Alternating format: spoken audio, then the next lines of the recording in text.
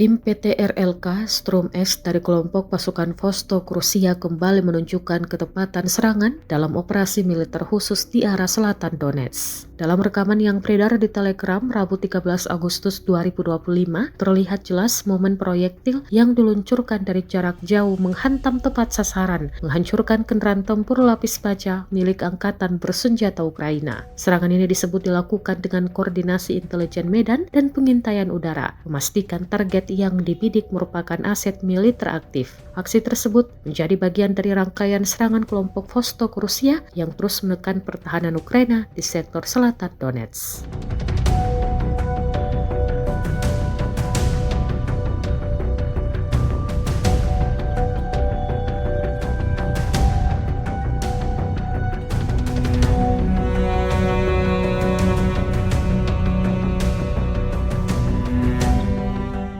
Download Tribun X sekarang, menghadirkan lokal menjadi Indonesia.